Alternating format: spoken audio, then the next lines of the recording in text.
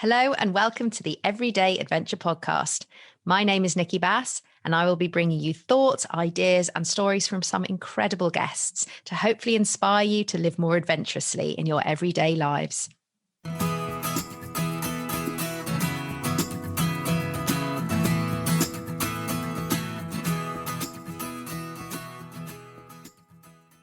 So today I'm absolutely delighted to welcome Sally Orange to the podcast. Sally is a former soldier, she's a charity fundraiser, she's a physiotherapist, an Invictus Games medallist, inspirational speaker. She's an ambassador for the Army Cadets and a mental health advocate. But she's probably best known for running around marathons dressed as a piece of fruit, which obviously linked to her wonderful surname has become a bit of a trademark for Sally. And I think that's where I first came across Sally. And I was fortunate enough to meet her last year.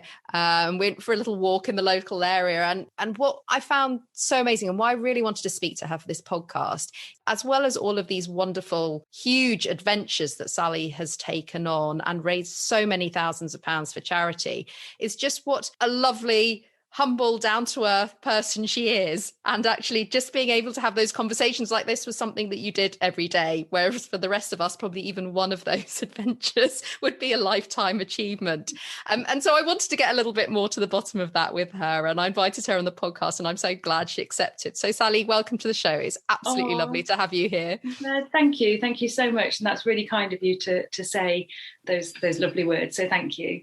I guess my first question has to be, and I know it's probably a pretty huge question, but I mean, what inspired you when you think back to taking on that very first adventure or challenge that you did? What was it that motivated you to do it? And how have you gone on from there?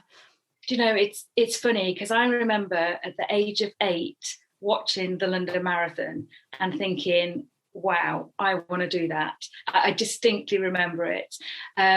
But it actually took me another 24 years before I actually plucked up the courage to go and do it. So I don't find these things easy. And, you know, there's a lot of fear and a lot of doubt. And I look back now and, you know, try and get it so that other people let me have the mistakes that I've learned by, and don't leave it 24 years before going and doing something. So, you know, I think at the age of 8, I then did a little bit of running and did okay at school with running, and actually got to the English schools cross-country championships. And I say that because in the very same race was Paula Radcliffe. Now, it sounds amazing, but I came 238th. And she came second. So there was that. But then 2 days later, I actually broke my leg really quite severely and spent a month in hospital and had to have metalwork. This was at the age of 16, had to have metalwork in it. And then, didn't run till I was 24, you know, properly. And that's when I took on my very, very first marathon, which was, as I say, I'd got all these fears that I wouldn't be able to raise the money that I needed for the charity place. That was one of the biggest fears. You know, I wasn't from a background where, you know, it just wasn't really done. There was none of the just giving, that type of thing really then. And that was one of my biggest fears. And you know, what if I can't finish? And I gave myself 3 goals in the end of it. I told myself, right, I want to try and do this and finish without walking. And I wanted to try and do it under 4 hours. So I, you know, sort of set that goal at all. But actually, I wanted to finish. So that was my first goal, was to finish without walking and do it under 4 hours. And I did it in 4:08. And I just kind of thought 2 out of 3 isn't, you know, that ain't bad. So that's sort of where I was inspired. And I did actually get the Guinness World Record for the fastest marathon dressed as a superhero, because to take off the pressure, I thought if I do it dressed as in fancy dress, it'll help with the fundraising, but it will also, you know, if I didn't get that fast record, I think in my mind it would help me not be too hard on myself. So that's sort of where it all started.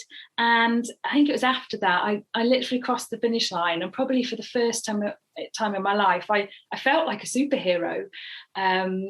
You know, that feeling when you never ever forget your first marathon.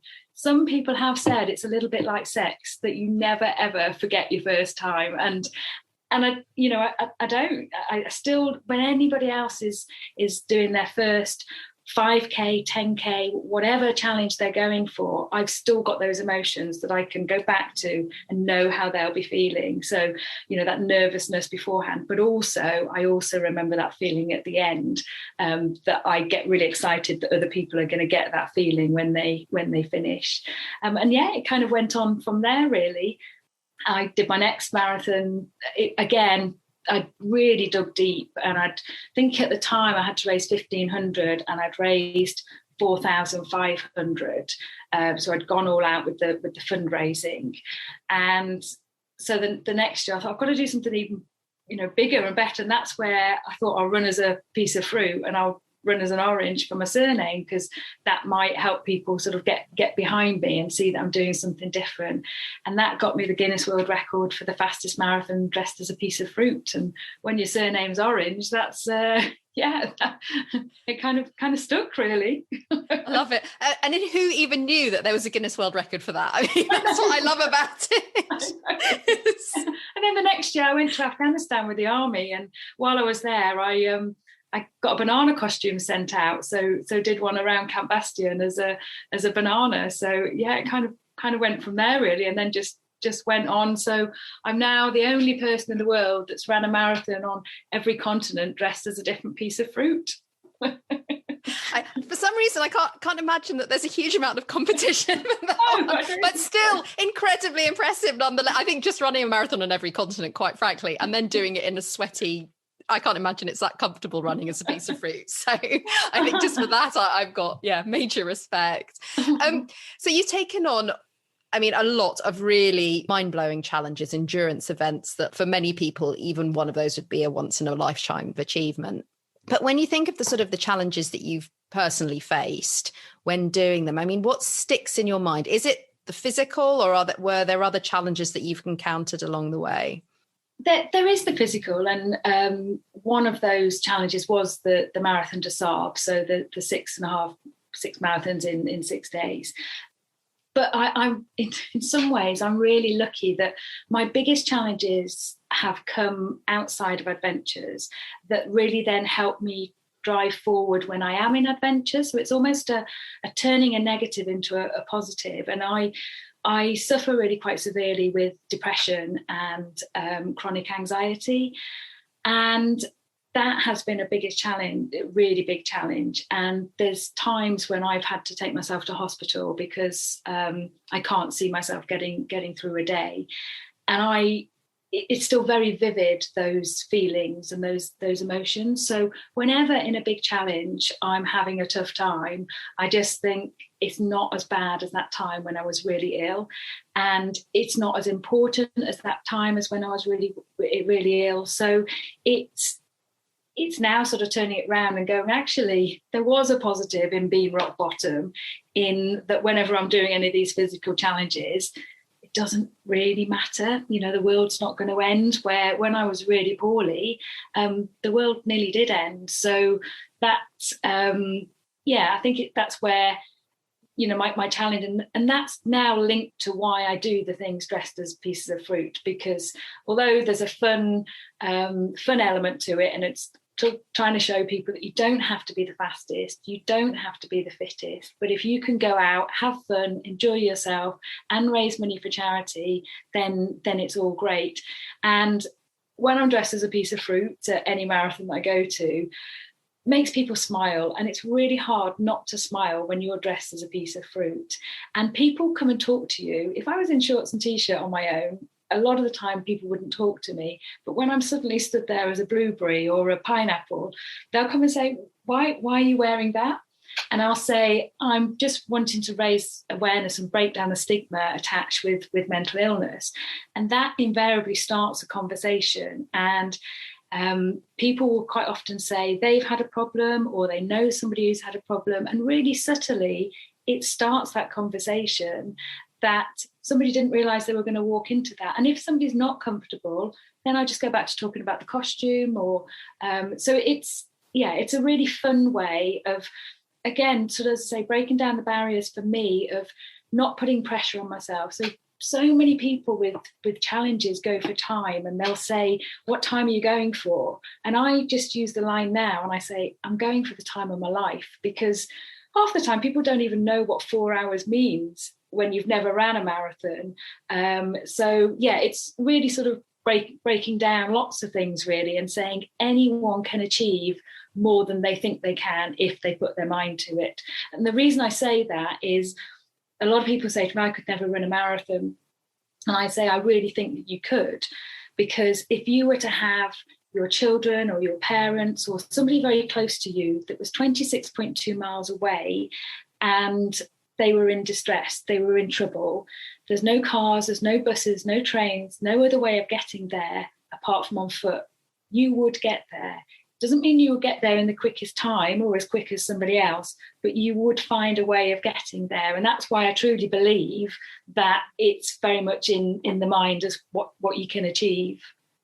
That's such an interesting way of looking at it, isn't it? That in a way it's sort of, and I know I've discussed this with quite a few people on the podcast before, this idea of what's your purpose. Actually, if there's a strong enough purpose, a strong enough reason for you to do that, then actually suddenly the challenge becomes something you want to do, that's something you feel compelled to do rather than something to overcome in a way. And I think that's a really interesting way of thinking about it.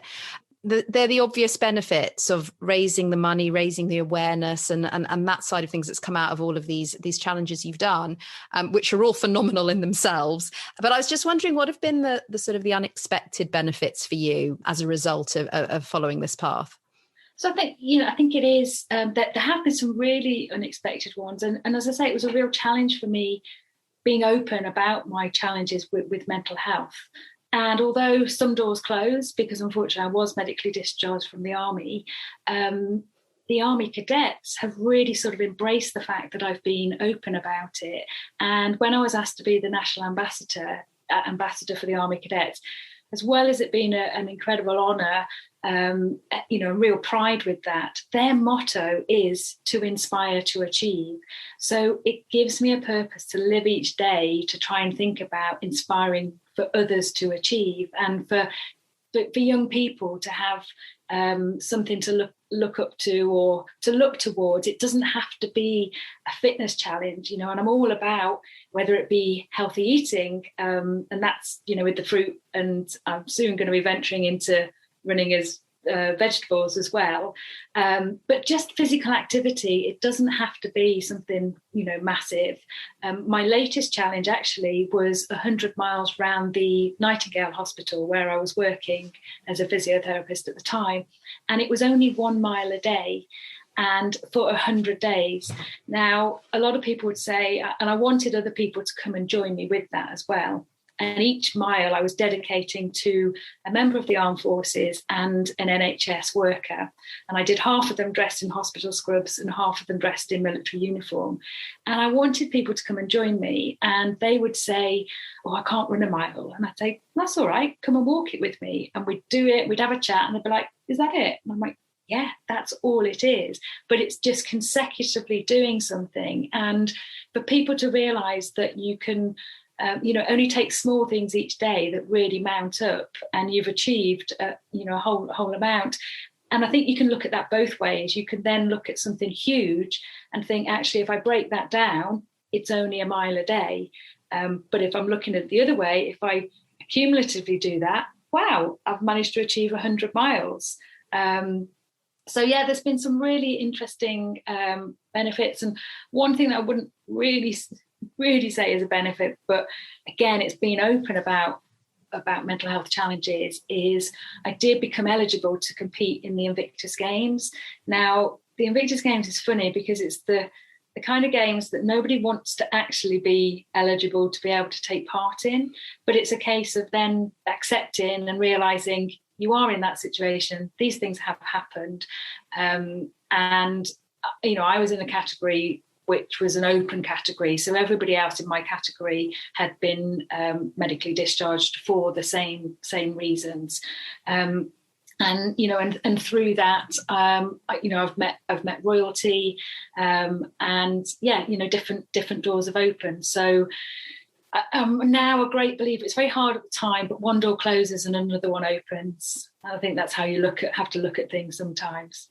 No, absolutely. I think that, it's such an important philosophy, I think, for so many things. I mean, one thing I know about you is that there's always going to be something next. So, and probably several things next. And it's a question I often ask my guests. So what have you got lined up next? What are your next challenges? I have got a few. One's tomorrow, actually. I'm doing a 5K swim tomorrow with a good friend who has had a severe stroke. So for me, a lot of the challenges are not necessarily always about me. It's about supporting others with their own challenges as well. One thing I have got later in the year, I have got something big, which I'm in the process of just sort of arranging, but I have got an Ironman.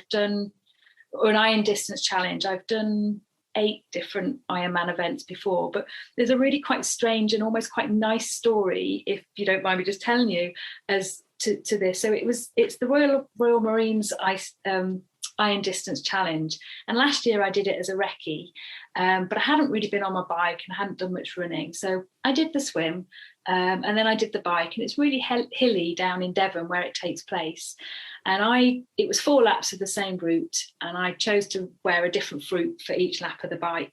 It then got to the run, and I was already last. There was only 8 of us doing it, but I was last, and the marathon was along the southwest coast path. So I set off, and I just thought, this is stupid. It's going to take me 6 or 7 hours.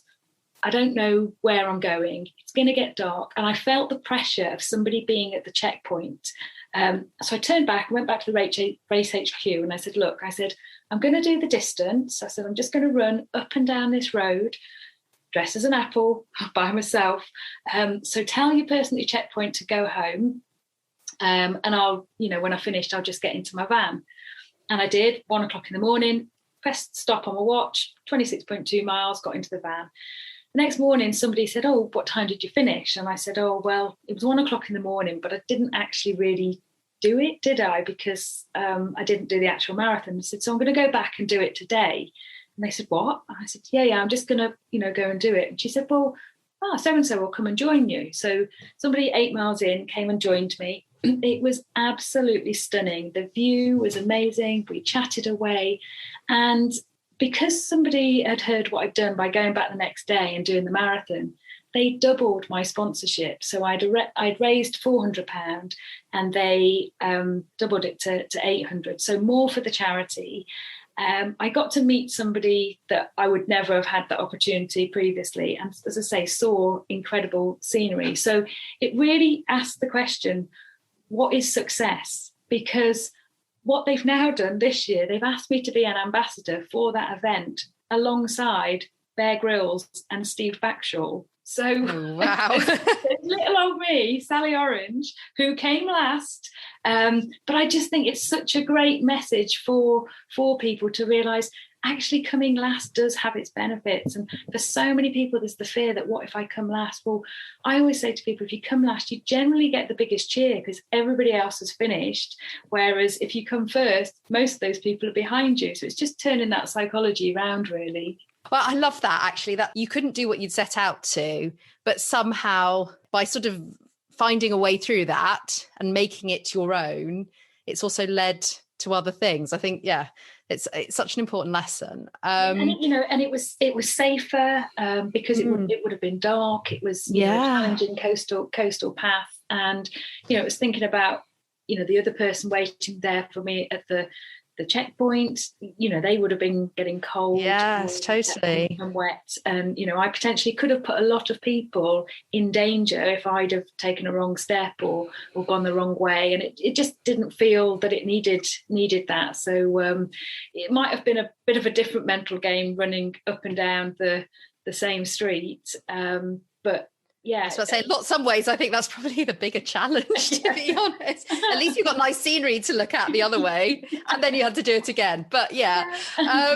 So my next question is, it's one I ask all my guests, because there'll be people listening to this and just going, wow, I don't even know how to get started on my first adventure, let alone, imagine doing all of those and achieving all of that. If you had one piece of advice for someone listening to this and they want to get started in their own adventure, whether that's running or anything else, what would it be? So I've actually developed my own little hashtag here. So it's hashtag Juice Do It. Procrastination is so much of a big barrier. And for me, as I say, it took 24 years before wanting to do something than actually doing it. But we can always think, when I've got this, when I've done this, when I'm good enough to do this. And there's almost never, there's always a building block. So if it is just getting out your front door to go for a run or getting on a bike, I'd go back to that, start small and build up gradually, and you'll realize you can achieve more than you think you can, and just not being afraid of failure, because you learn so much more from not achieving. And as I've just explained, some other doors can open up. The person who came first hasn't been asked to be an ambassador for the event, so that there are different ways of that the path is different for everyone. So yeah, I know it's a bit of a take on Nike's Just Do It, but it's Juice Do It. I love that. I tell that to a lot of young people as well, because fear stops us, and it has done in my lifetime, stopped me from doing so much. So just start small and build up. Amazing. Yeah. And like you said, it's finding a way around that fear, which opens up so many doors, as you've illustrated so perfectly. Sally, thank you so much. That's been incredible. If people want to find out more about you, about your challenges, where can they go? So I have got a website now. It's taken me a long time to get one, but www.sallyorange.com. And I'm on Instagram as Sally Orange with a 0 rather than the actual letter O. But yeah, Twitter, Instagram, Facebook, on all of those. So come and see, and maybe put a fruit costume on someday and come and join me for something. I love celebrating and doing other people's challenges as well as my own, because everybody's got a story and a reason why they're doing those things, and I love finding out that about other people when they're doing that. Awesome. Thanks so much, Sally. And we'll put all those links in the show notes as well, so people can go and find you. Once again, thank you so much for your time today. It's been amazing. And yeah, I'm wishing you all the best with all of your challenges, which I know you don't need, but the very best of luck with all the challenges you have lined up. Take care. Thank you very much. Bye. So I really hope you enjoyed my conversation with Sally. I wanted to pick up this week on the point that she made around failure, because I think it's a really interesting one. And I mean, one of my favorite podcasts is How to Fail with Elizabeth Day. And it's been such an inspiration for me in terms of thinking about, what you really want to know about from people as well. What are the sort of things that inspire us? And often it's not when people have achieved fantastic successes, although that's, of course, incredible and we should celebrate them. But often what we find inspiration is when people have found a way through their own failures. And when we also are able to see them as fallible, that we can recognize something about our own humanity in them too, that they're not superhuman or superheroes. I was listening to her interview with Ed Miliband, and he talked about one of the things about failure is that often it was the anxiety and the anticipation of failure, which was far worse than the failure itself. Once the thing happens, then you can deal with it, then you can put plans in place to be able to manage it. But the thought of failing was often the thing that caused the most anxiety, or in lots of cases, paralysis. It's the thing that stops us from trying something new in the first place. And so that's the thought I wanted to leave you with this week, that there is so much often that we think we would like to try, or things that we'd like to give it a go. And often the thing that stops us is actually, what if I don't make it? What if I get this wrong? What if? And sometimes it's worth just pivoting that and going, well, actually, what if I fail and that opens, as Sally said, what if I fail and that opens another door for me that I don't even know it's there? But if I don't try, then I won't ever know. So yes, I'd love to know what you think. What is that? What is the thing that you would try if you weren't afraid to fail? So I'm going to leave it there for this week. As always, thank you so much for listening. Please do reach out, get in touch. I'm on Instagram, Resilience at Work. You can find me via my website, resiliencework.co.uk. You can join us in the Everyday Adventure Club on Facebook, or please do leave me a review. I would love to know your thoughts. Otherwise, I'll be back again next week with our penultimate episode of season 3. I can't believe it. But yes, another wonderful everyday adventure for you. And I look forward to speaking to you then. Take care. Bye.